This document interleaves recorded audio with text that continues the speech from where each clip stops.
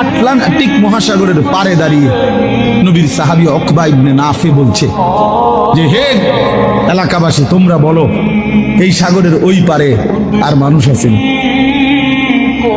তখন জনবাসী, এলাকাবাসী বলছে, ওই সাগর তো অথই সাগর, আমাদের পূর্বপুরুষ থেকে কারো জানা মতে এই সাগরের ওই পারে মাটিও নাই, মানুষ তো পরে হবে, এ তো অথই সাগর, এর কোনো কুল কিনারা নাই।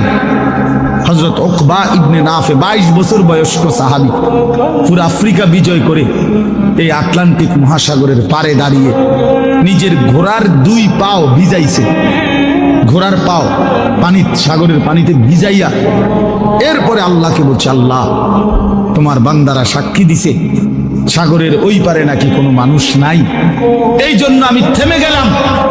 যদি খোদার কসম মাওলা একজন লোক বলতো ওই পারে একজন মানুষ আছে, আমি আল্লাহর কসম রব এই ঘোড়া নামায় দিতাম, ওই লোকটার কাছেও কালেমার দাওয়াত পৌঁছাই।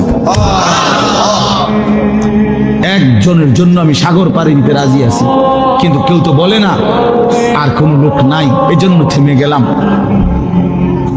এই ছিল জিন্দেগি।